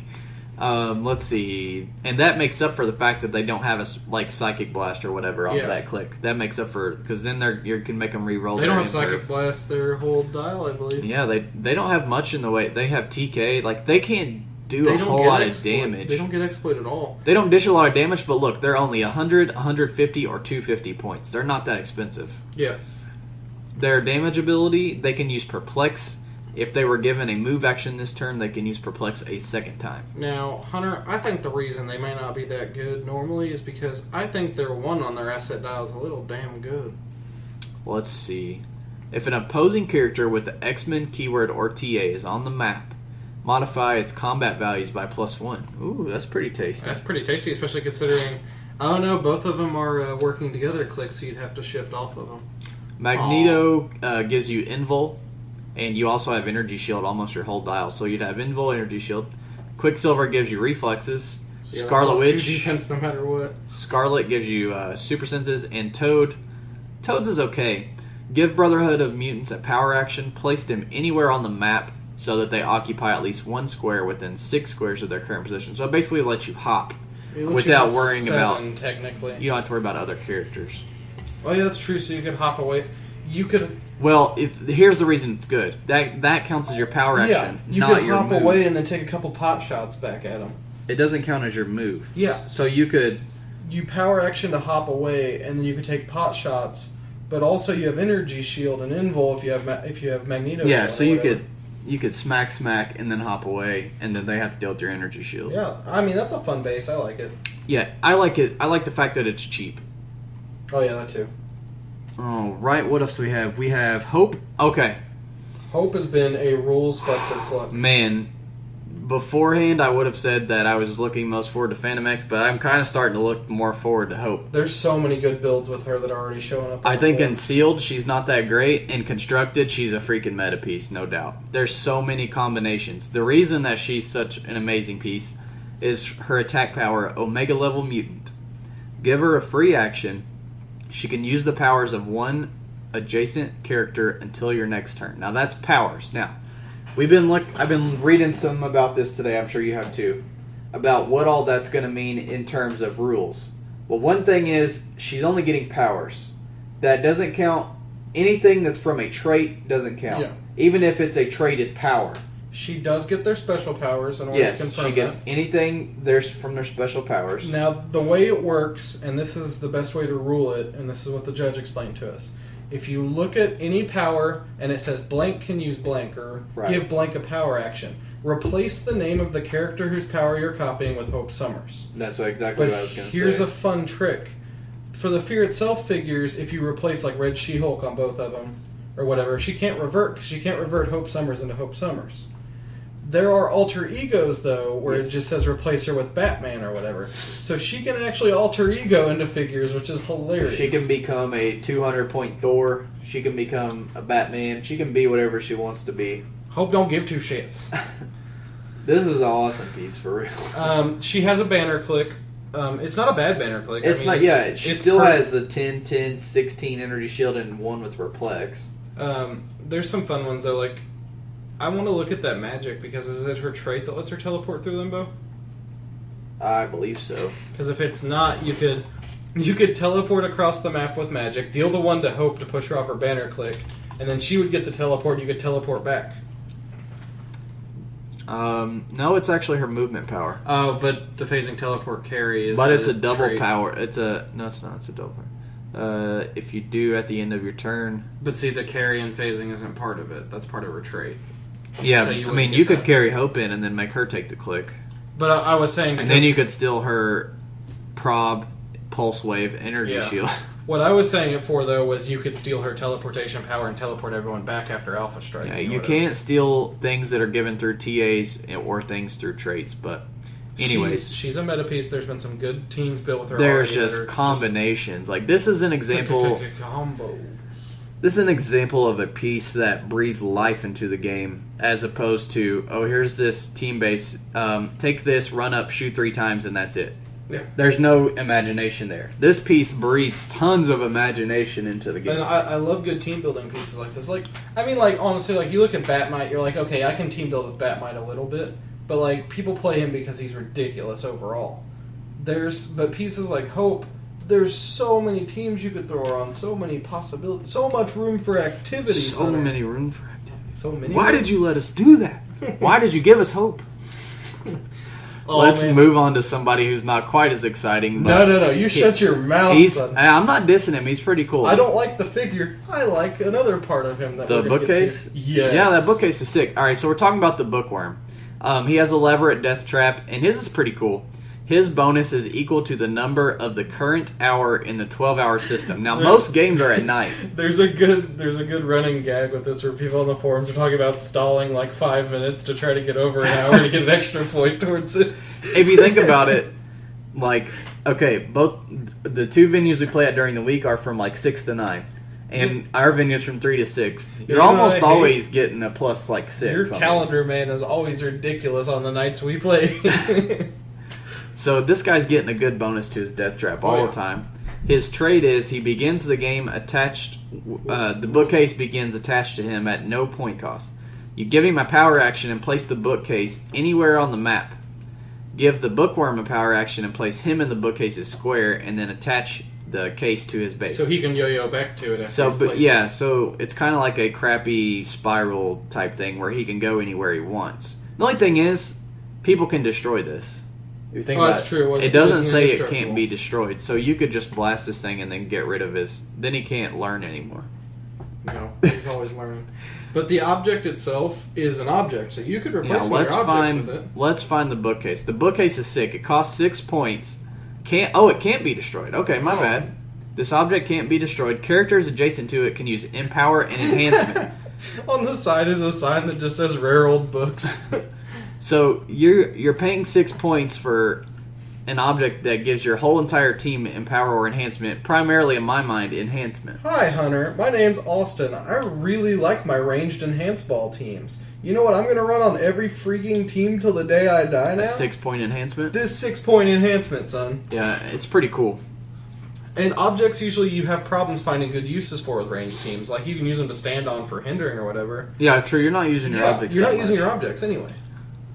King Tut is another Batman Classic spoiler. He got spoiled today. It was just today. Actually, I have not even looked at him yet. His sculpt is really sick, and we saw him at Gencon. His Death Trap ability is when a character on this card uses the Death Trap ability, roll 4d6. The bonus is equal to half the result. So that's pretty much a guaranteed 8. Yeah, 8 to 12. 12 is the max you can get. That's ridiculous. His attack power at the beginning of your first turn. Place a Sphinx marker in a square of clear terrain. It is hindering terrain and remains on the map until the end of the game, even if this power is lost. So and I assume that means also if he dies. Yeah. While King Tut is within 6 squares of that marker, he gets +1 combat values. So basically, you're getting to place a hindering marker wherever you want on the map. Rules question. What? He's not silver ringed. No, it doesn't look like it. If you had multiples of them and you placed multiple Sphinx markers, would they redirect to the specific instance of King Tut? Or would you be allowed to effectively play like 2 of him and have them spread out and then no matter what be? Alright, let's see. Because it states... While King Tut is within 6 squares of that marker. Okay, that's where it gets you. I'm not 100%. I've seen things... I want to say that it would have to be the one that one specifically put down. Because it does say that marker. Yeah, but I've seen things like that go the other way for no freaking reason too. So that's one thing you'll just have to look. We'll have to look up. I want to say that it had to be the specific one. I don't intend on playing him anyway. I'm just being an ass. He's pretty cool. I'm going to try all these guys. For 65 points, he's not bad. He's got prob, toughness, sidesteps. He's got his bonus, and if he's within, what's his range? He's got a 0 range. If he's within 6 of that, he's going to have a 10, 17, 3 damage. That's for 65. That's not shabby. And he drops on a perplex mastermind. Like the rest of these pieces, he's not super good, but he's interesting to say the least. That's enough news for a day. Oh, okay. So our topic Saturday is going to be Wolverine and the X-Men sealed pieces. I can't wait till Saturday, Hunter. I know the best pieces to play, and we're only going to be talking about common, uncommon, rare because you're not going to pull primes that often unless your name's Austin Smith. I don't know what you're not going to pull chases that often unless you're Austin. Story time. So we're doing a battle royale at Gencon, and we decided to spice up our battle royales a little. We played with some wacky rules sometimes. We did a bad Santa draft. For those of you who don't know what that is, you draft a team, but then you pass that team to the guy on your left. So you're trying to draft the crappiest, worst team you can. Well, Drew decides he's going to be a funny guy, and when we open our boosters, we pull a Hobgoblin SR, we pull a Spidey 2099, a Brother Voodoo Prime, and an Iron Spider Chase. So Drew, being the funny guy he is, drafts all 4 of those for Hunter's team, while the rest of us are running around with a bunch of Damon Hailstroms and freaking 001 Spider-Mans. And so we all had to team up on Hunter just to keep him from I still ended up losing because I teamed up on me. Well, yeah, Brother Voodoo was being an ass. But, so whenever we talk about the sealed, we won't go over each individual character, but we will talk about I would take in a heartbeat. What are the must plays? What are the pretty good? And what are the? This is the last one I'm going to reach for. I'll go ahead and give you a little spoiler. I'm just going to give you my top 2 because I think between now and Saturday, a lot, including us, are going to play sealed. Long X-Men. Shot. Well, there's actually better options than long shot. He's got precision strike, Hunter. My top two commons, surprisingly, Oracle. Oracle is sick for her points. Who's Oracle? She is like the best. She is one of the Shi'ar. She has one of the best. Is that the non-prime version of what's her face? No, that's Deathbird. Oh, sorry. I'm sorry, I'm insulting our readers who. Oracle know is all a about common. Shit. She's only 49 points. She carries. She has prob and barrier. That right there in sealed. She's a non-shitty Jinx. Time out. That right there. These first 2 clicks in sealed, just having smoke cloud barrier, prob control, and being able to taxi for 50 points is worth it. That's an excellent sealed piece right there. Yeah, I mean, like as I said, you pay 10 more points than Jinx, and you pick up smoke cloud and a much longer dial.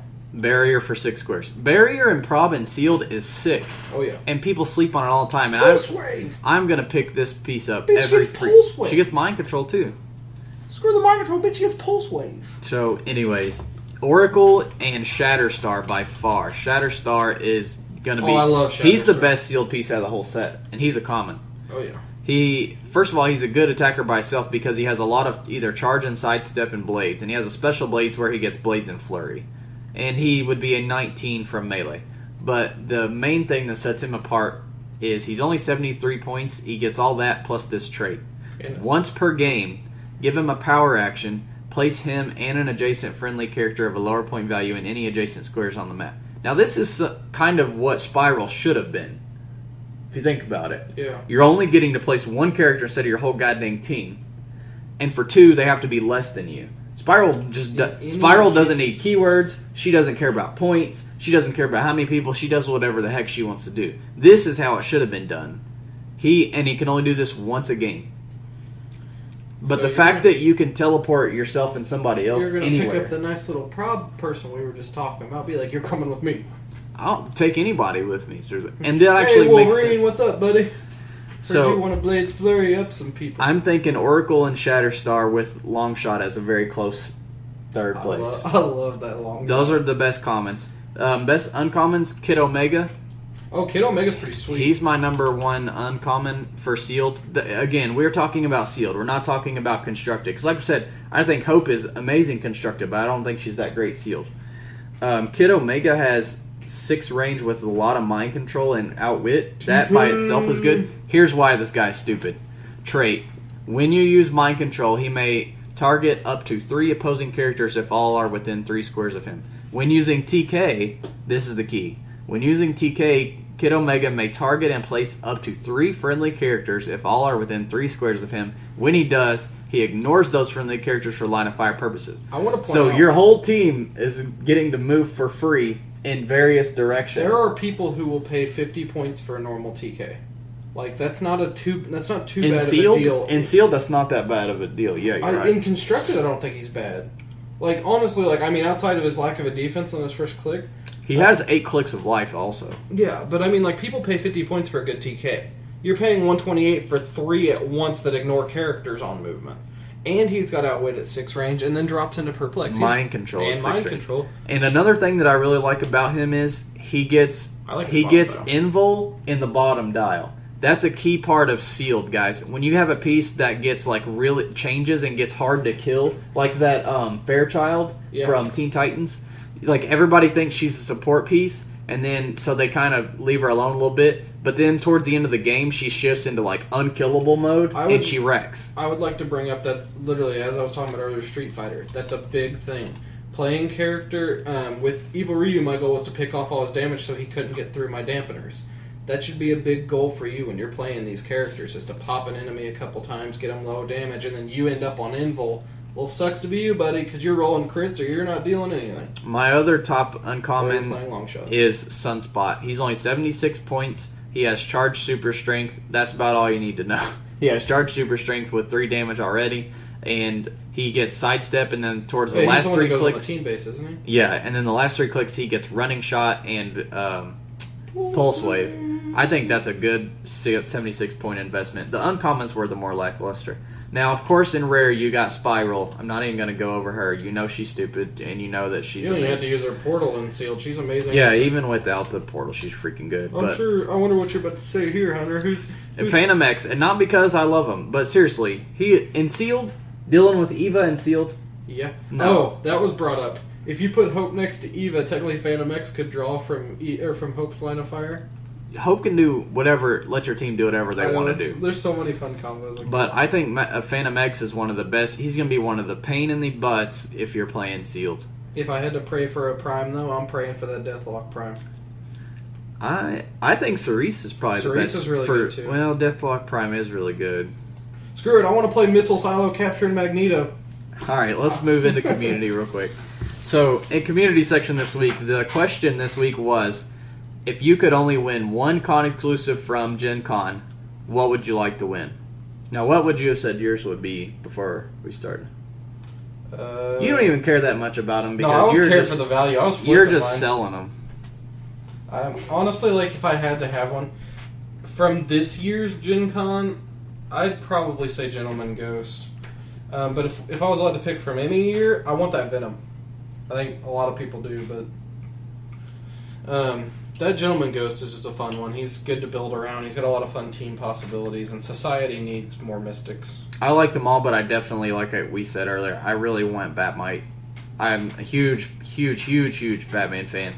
And I really like huge anti-Batmite fan. I really like Batmite. Although you don't get to see him that often. Actually, we were joking. The last time I saw him was in the Teen Titans cartoon. Whenever he was Robin Mite, and he was freaking hilarious. They need to do a Robin Mite comics. Anyways, mine would have been Batmite. So on our votes, we got a lot of answers through Twitter and Reddit and Facebook. Actually, surprisingly to me, I thought that Superman Wonder Woman would get the most votes. Yeah. It only got 1. Oh, wow. The winner barely was Logan, Old Man Logan. And then close seconds were actually Gentleman Ghost and Batmite. And Jay and Rob from Push to Region, they also said Old Man Logan and Obnoxio, surprisingly. Actually, Obnoxio's really cool. As I said, we have like 4 Obnoxios between us now. Before we go trade them off or whatever the hell we're doing, I want to play a 4 Obnoxio team. I'm trading one of my extra death masks for Dr. Fate. I cannot wait to get this Dr. Fate. I am going to be very upset once you get said Dr. Fate, because I'm going to play against the asshole. I'm going to play him every day, just because Austin hates him. I hate him so much. Actually, I'll bring a completely different team, and then when I go to play Austin, I'll be like, hey, it's Dr. Fate. And then I'll call Judge and be like, disqualify this bastard. And then I'll be the judge, and I'll be like, nope, it's Dr. Fate time. I'll call up WizKids and get you de-judged. Our dial design contest. This is your first assignment. Oh, man, wait a minute. We're going to be absent. This is only going to be a half a week. All right, I tell you what. I'll go ahead and give you the... 2 assignments. No, I'm going to give the assignment right now, but we're not going to give you a new one this Saturday. So basically, you're going to have a week and a half for this first one. Okay. I don't want people to only have 2 days to make fine. one. So instead of only having 2 days, you're going to get a week and a half. Hunter is a merciful god. I'm a merciful... Okay, so my assignment was going to be Invincible, but you finally started reading it, and I don't want people to spoil it for you. I would get so angry. It would be very easy to spoil it. So, while you're reading Invincible, I'm going to delay that. Well, hold on. But what if he has one with Invincible Punch as a power? Because that's a must-have. I'm going to change it. I'm going to say, I want any lantern from any Lantern Corps that's not Green Lantern. Woo! I Now, like that one. we have had a lot of Sinestros, and if you want to be boring and bland, you can make me a Sinestro. He is allowed. But you can tell by the excitement in my voice that I don't want to see Sinestro. What if it's a Parallax-infused Sinestro? And he's so that is totally different and probably instantly wins. Do a giant Parallax Sinestro. That's or you could do a Hal Jordan Parallax, and then I would probably give it to you. Yeah, give me any Lantern who is not a Green Lantern. I would like to bring up... And also not Red Lantern Guy Gardner, because that's already been made too, and that's an easy cop-out one. I want to see... There's one Lantern I want to see specifically that if someone makes, I'm going to make you give them full score for it. You're not making me do nothing. I'm going to make you do it.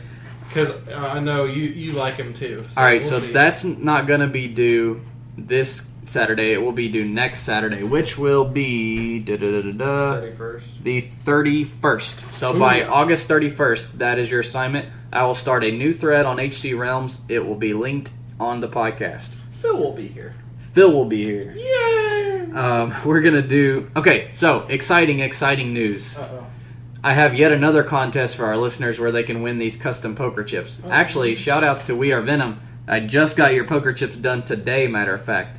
You know, we all thought he was going to want Venom. He actually wanted Hydra. Which lucky you already had Luckily the template for. I had already made myself some Hydra tokens. Why don't you tell our viewers about these sexy ones I'm holding right here? They can see those on Instagram or Twitter. I just made some Deathstroke ones today that, my God, they're freaking sick. It was great while you owned them because I'm about to walk out the door with Put them back on the table. All right. I don't trust you. You're going to empty your pockets out before you leave. I just got those tokens made. So I have a new contest.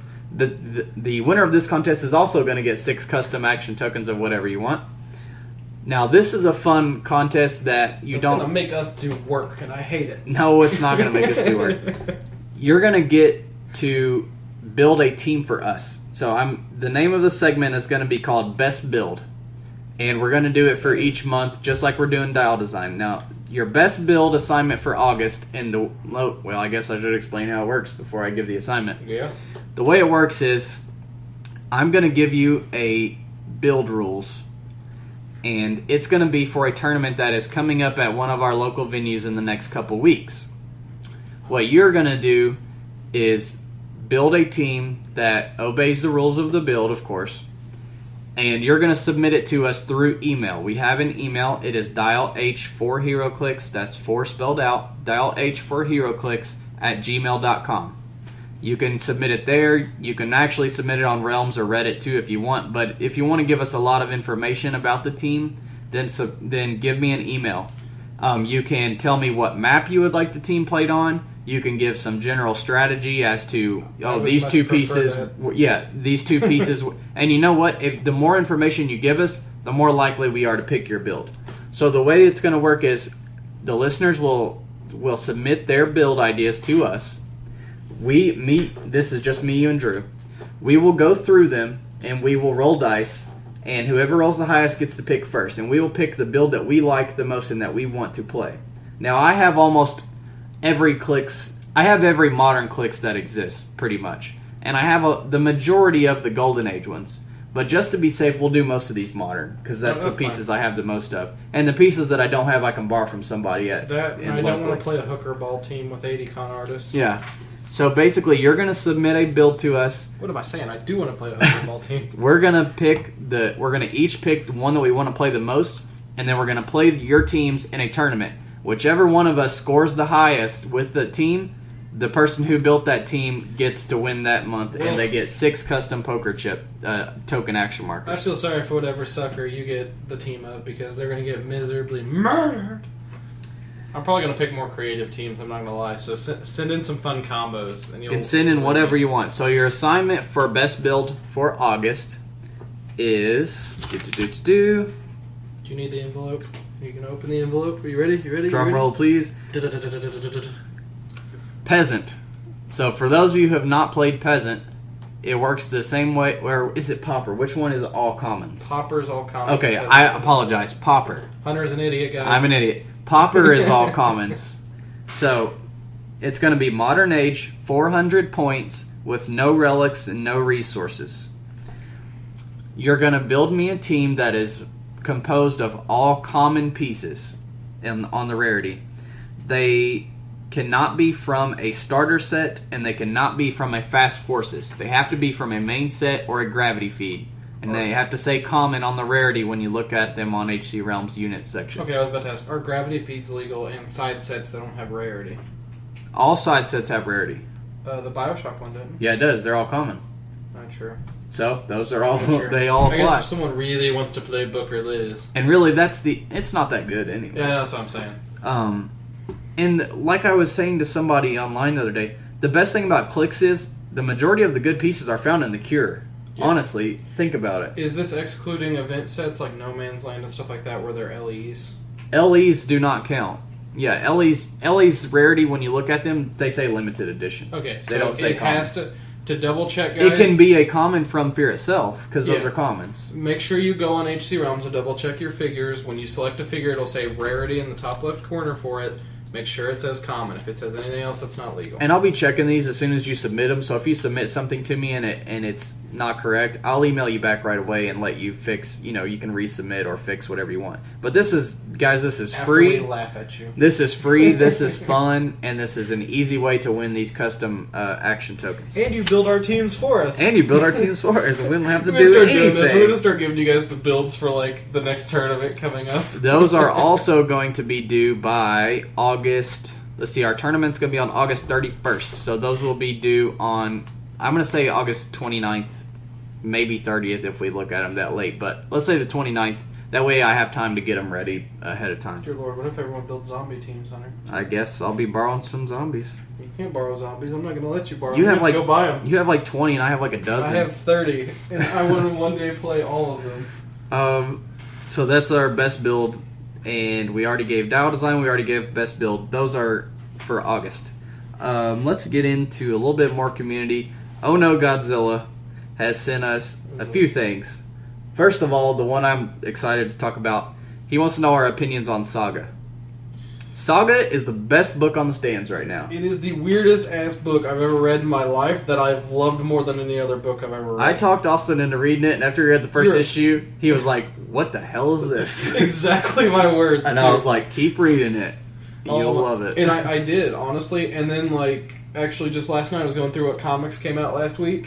Hit Saga number 13, hit the shelves, and I was like, oh, yeah. So, I read all of Y the Last Man. I have all the trades, and that's one book that when somebody first starts reading comics, I say, you should check out You should check out Walking Dead and Y the Last Man. Walking Dead's really good. Now, Brian K. Vaughan writes, the reason I bring it up is because he's the same writer on Saga. He writes Y the Last Man, And I actually didn't even notice when Saga first came out that it was him. So I never even paid attention to it until about the 3rd or 4th issue. And then one day when I was doing my comics and it said Brian K. Vaughan, I was like, oh, that's the guy who wrote Why the Last Man.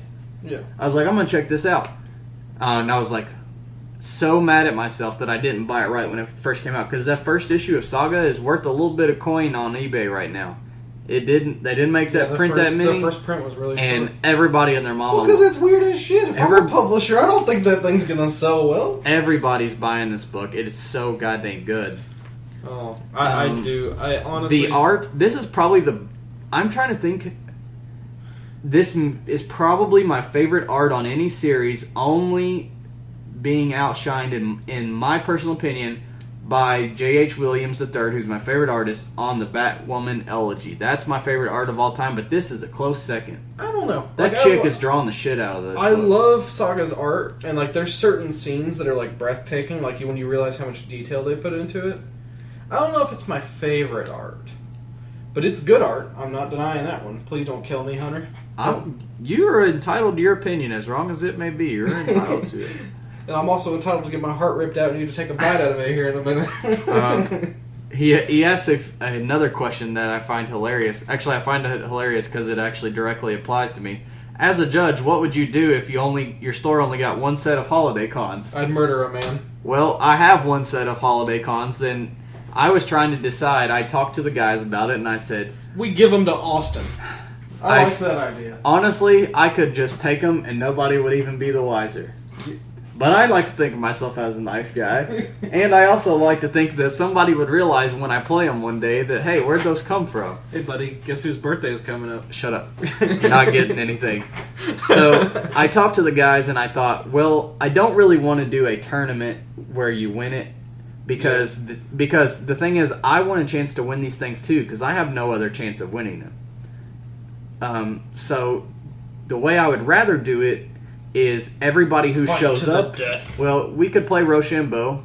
We could fight to the death with the rusty butter knives. With rusty zombies. But the way I would rather do it is just everybody shows up for an event, and after we're done, we all do kind of a fellowship roll-off. Yeah. And we give one out that day. And then another month on event, we'll give out another one, and we'll do it that way. That way, if we compete for it and I somehow win while I'm judging, people can't say, I don't think anybody would, but people can't say, well, he just, somehow paired himself up where it would be easier. You know what I mean? Yeah. Like, there's no question. This is totally random. I also like it because it doesn't force us to power game for it. Like, I honestly... Right, exactly. You can play whatever you want. You have an equal chance of winning. I didn't enjoy... A couple of the venues around here did constructed teams for extra bat caves they had somehow gotten a hold of. And, like, I didn't really enjoy it as much because, like, I like playing power teams, don't get me wrong, but it just wasn't... It was such a cutthroat atmosphere. I would rather play for fun, hang out with everybody, and then at the end, one of us walks away with a really good figure.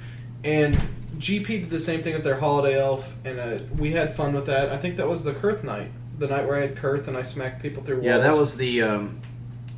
That was the night I played the no keyword team. Yeah, the no keyword build. And they gave out Holiday Elf, and like there's a relatively, I don't want to say newer player, but newer compared to like us. Actually, Holiday Elf is the one. Even though I'm a huge Batman fan, I want Holiday Elf more than I want the other ones because he's the best by far. I want him to flip them. If you win one of these, you're selling it to me. That white Lantern Batman's going on my shelf. You're selling it to me, and you're not selling it at shark prices. You're selling it at friend prices. That depends what's in it for me, buddy. This bastard.